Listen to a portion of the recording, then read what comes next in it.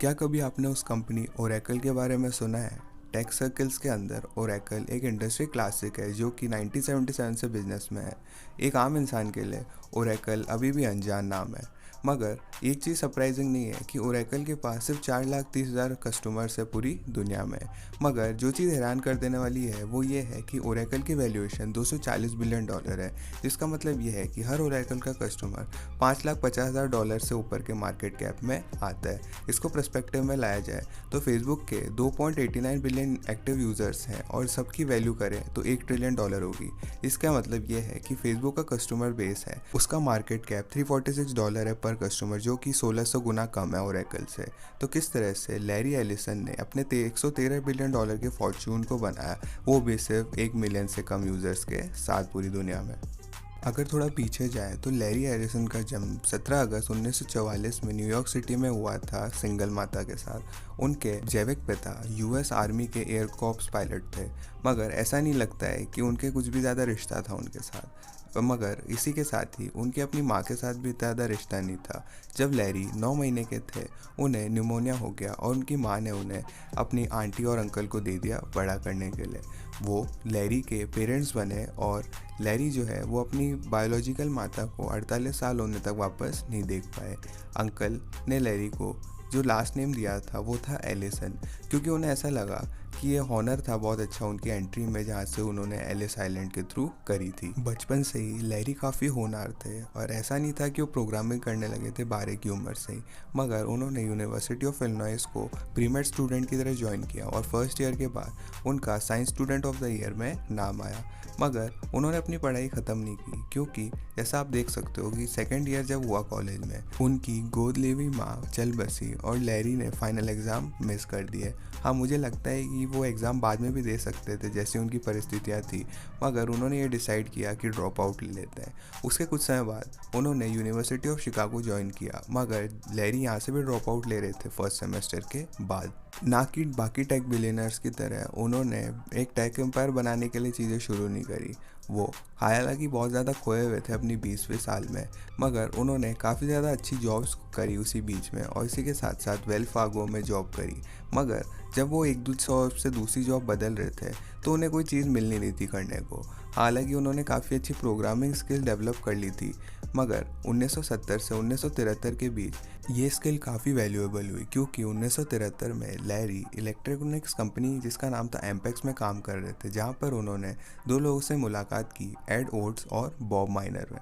1976 तक लैरी ने एम्पेक्स को भी छोड़ दिया और प्रिसीजन इंस्ट्रूमेंट को ज्वाइन किया वाइस प्रेसिडेंट बन के। मगर इस समय लैरी को एक रिसर्च पेपर मिला ब्रिटिश कंप्यूटर साइंटिस्ट जिसका नाम था एडगर एफ कॉर्ड के नाम से। उस पेपर में कॉर्ड ने डिस्क्राइब किया था कि कितना ज़्यादा अमाउंट का डेटा है वो एफिशिएंटली स्टोर किया जा सकता है रिलेशनल डेटाबेस मॉडल के थ्रू। लैरी को ये रियलाइज़ हुआ कि कितना ज़्यादा कमर्शियल पोटेंशियल है इस चीज़ में, और इसकी वजह से वो अपने दोनों दोस्तों से मिले, एड ओट्स और बॉब माइनर से, इस आइडिया को लेकर बात करने के लिए। तीनों ने साथ में मिलकर एक डेवलप किया डेटाबेस सोल्यूशन जो कि कॉर्ड्स के रिसर्च पेपर पर बेस्ड था। ऐसा लग रहा था कि लैरी सबसे ज़्यादा कन्विंस थे इस आइडिया पे, क्योंकि उन्होंने $1200 दिए थे टोटल 2000, जिससे उन्होंने शुरुआत की थी। ओरिजिनली तो उनकी कंपनी का नाम सॉफ्टवेयर डेवलपमेंट लेबोरेटरीज था, मगर जब तक उन्होंने डेवलपमेंट ख़त्म किया 1979 तक, उन्होंने अपना नाम रिलेशनल सॉफ्टवेयर इंक रखा 1979 में। उन तीनों ने अपना डेटाबेस प्रोडक्ट को लॉन्च किया जिसने उन्होंने कहा ओरेकल पब्लिक के सामने। ओरेकल जो थी वो पहली commercial SQL based relational database program थी मार्केट में। 1979 जो था वो बहुत ज़्यादा जल्दी था ऐसे प्रोडक्ट के लिए, और इसकी वजह से ज़्यादा किसी ने ध्यान नहीं दिया। तो इसी वजह से टीम को एक्सट्रीमली अग्रेसिव होना था उनकी मार्केटिंग में, और साथ ही साथ उन्हें कुछ अलग काम भी करने पड़े।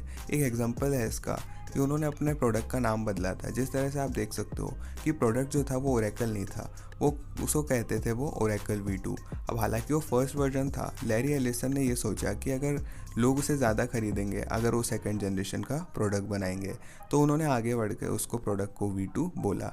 इस चीज़ के साथ भी ये भी बहुत मुश्किल था सेल्स करना, क्योंकि उस समय किसी ने भी इतना ध्यान नहीं दिया। मगर टीम के लिए एक अच्छी बात ये थी कि CIA ने उनको एक चांस दिया और कंपनी के पहले मेजर कस्टमर बने, क्योंकि कंपनी सिर्फ ओरेकल V2 के लिए जानी जाती थी। 1982 में टीम ने डिसाइड किया कि वो उसका नाम चेंज करके कंपनी का ओरेकल सिस्टम्स कॉर्पोरेशन रखेंगे।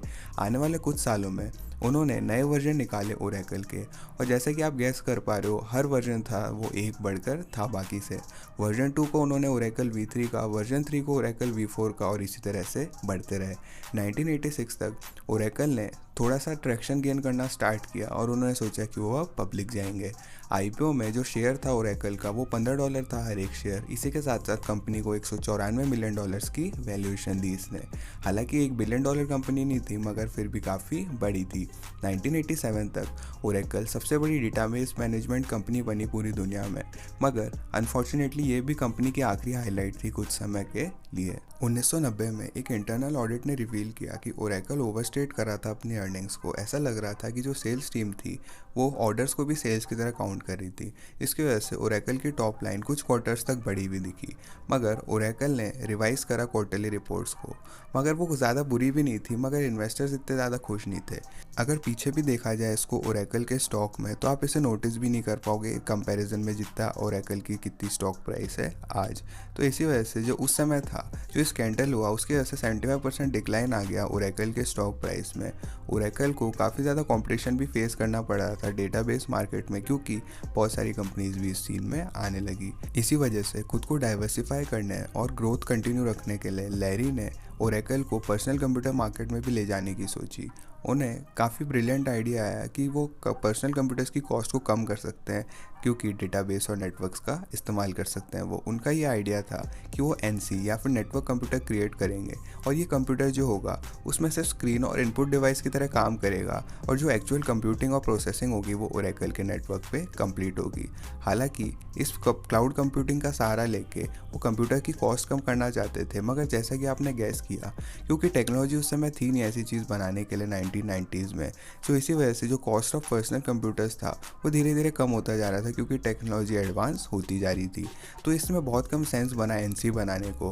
हालांकि 1990 की एंड तक ओरेकल काफ़ी कम प्रोग्रेस कर चुका था इस चीज़ पे, मगर फिर भी वो सबसे बड़ी डेटाबेस कंपनी थी पूरी दुनिया में। मगर एनसी जो था उनका वो कहीं भी नहीं गया था जितना ओरेकल ने सोचा था। साथ ही ओरेकल का एक कॉम्पिटिटर था जिसका नाम था इन्फॉर्मेक्स। इसी समय के आसपास इंटरनेट कंपनी जो है वो काफ़ी ज़्यादा ऊपर जा रही थी क्योंकि .com बबल जो है उसकी शुरुआत हुई थी। लैरी एलिसन ने इस अपॉर्चुनिटी को देखा और इंटरनेट का सहारा लिया। उन्होंने ओरेकल के वेरियस डेटाबेसेस और नेटवर्क प्रोडक्ट्स को इंटरनेट पर डाला। इसी समय इन्फॉर्मेक्स जो है वो सिस्कारिया ले रहा था एक जगह, मगर 1997 में इन्फॉर्मेक्स जो है उनकी खुद की अर्निंग्स का स्कैंडल हुआ और उनके सीईओ फिल वाइट को जेल में जाना पड़ा।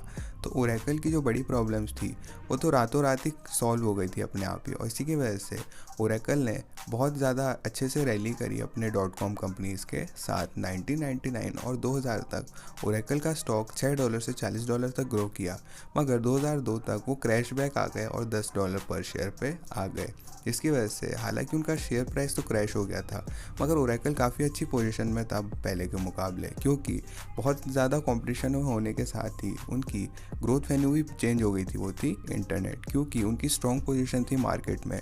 ओरेकल एक शॉपिंग स्प्री पे चला गया और वो तब से शॉपिंग स्प्री पे चल रहे हैं। अगर उनकी लिस्ट ऑफ एक्विजिशन पे नज़र डालें तो हम ये देखेंगे कि उन्होंने 55 एक्विजिशन करी 2000 से 2010 के बीच में। जो उनकी सबसे फेमस एक्विजिशन है वो है सन माइक्रो सिस्टम्स की $7.4 बिलियन के साथ, जिसकी वजह से ओरेकल को जावा प्रोग्रामिंग प्लेटफॉर्म का एक्सेस मिल गया।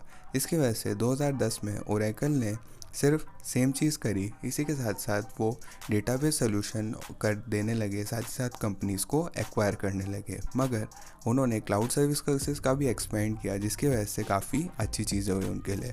मगर फिर भी ये सवाल रह जाता है कि ओरेकल इतना ज़्यादा पैसा कैसे बना लेता है इतने कम कस्टमर्स के साथ। मगर जो इसका जवाब है वो काफ़ी सिंपल है। जो उनका पूरा कस्टमर बेस है वो एंटरप्राइज है, जो कि ओरेकल को काफ़ी ज़्यादा पैसे देते हैं हर साल चीज़ों के लिए। और जब मैं कहता हूँ काफ़ी ज़्यादा पैसे, मेरा ये मतलब नहीं है कि 100 या हज़ारों डॉलर हर साल, मैं कह रहा हूँ लाखों या करोड़ों डॉलर हर साल, क्योंकि अगर हम उनके कस्टमर्स का साइज़ देखें तो ये सरप्राइजिंग नहीं है कि ओरेकल के एंटरप्राइज रिसोर्स प्लानिंग जो क्लाउड है उसकी वजह से या ERP है, 48% जो उनके कस्टमर्स हैं उनकी वजह से $50 मिलियन से कम का रेवेन्यू आता है। 10% की वजह से 50 मिलियन से $1 बिलियन के बीच का रेवेन्यू आता है, और 30% जो है उनकी वजह से $1 बिलियन से ऊपर का रेवेन्यू आता है हर साल। और हर साल जो भी कंपनी होती है, हर एक कंपनी जो आप सोच सकते हो ओरेकल का इस्तेमाल करती है। या फिर उन्होंने पहले इस्तेमाल कर रखा है इसका। चाहे Netflix, Google, Amazon, Walmart, Chase, MIT, governments, JetBlue, Dell, eBay, कोई भी हो, आपको पॉइंट तो आ ही गया। इसी वजह से हर कोई जब इसे यूज़ करता है, इसको कंसिडर करते हुए ये सरप्राइजिंग नहीं है कि ओरेकल की नेटवर्थ $245 बिलियन है आज। मैं सरप्राइज्ड हूँ कि इससे ज़्यादा नहीं है, क्योंकि इतने ज़्यादा मैसिव वैल्यूएशन है इन कंपनीज़ की टेक वाली। अभी के हिसाब से देखें तो ओरेकल का PE रेशियो सिर्फ 19.31 है, इसका सबसे कम है मैंने जितना देखा है टेक इंडस्ट्री में। मगर अगर लैरी एरिसन की बात करें तो उन्होंने ओरेकल का CEO बनने का 2014 में छोड़ दिया, 37 साल बाद। मगर अभी भी वो 35% स्टॉक ओन करते हैं कंपनी का, जो कि होते हैं $85 बिलियन। मगर लैरी की एक्चुअल वर्थ $113 बिलियन है आज, क्योंकि बाकी सारे इन्वेस्टमेंट भी उन्होंने करे हैं। उनके बिलियन से ज़्यादा रियल एस्टेट में इन्वेस्टमेंट है और वो $multi-billion पोजीशन नेटसूट में होल्ड करते थे। इन चीज़ों के अलावा ये भी माना जाता है कि उनका लार्ज पोजीशन है सेल्स फोर्स में, मगर ये कंफर्म नहीं है। लैरी अपने ओरेकल टीम USA, जो कि एक याक रेसिंग टीम है, वो भी उन्होंने काफ़ी सारे अमेरिकन कप्स जीते हैं। मगर जो उनकी फेमस इन्वेस्टमेंट है वो दिसंबर 2018 में है, जब उन्होंने 3 मिलियन शेयर्स खरीदे थे टेस्ला के। अगर स्टॉक स्प्लिट में एडजस्ट किया जाए तो वो 15 मिलियन शेयर्स है टेस्ला के आज। जैसे उन्होंने स्टॉक खरीदा वो उन्हें थोड़ी दिक्कत आ गई, क्योंकि टेस्ला 50% क्रैश हो गई थी 2019 में। मगर जैसा कि हम सब जानते हैं, टेस्ला ने तब से रिकवरी करी है और काफ़ी ऊंचाइयों तक जा चुकी है। लैरी का जो स्टेक है टेस्ला का, वो आज $10 बिलियन से ऊपर का है और वो टेस्ला के बोर्ड मेंबर हैं आज। तो ये थी कहानी किस तरह से लैरी एलिसन ने $113 बिलियन बनाया 500,000 कस्टमर से कम वाली कंपनी में। क्या आपको जानते थे लैरी एलिसन के बारे में? कमेंट करके ज़रूर बताइएगा।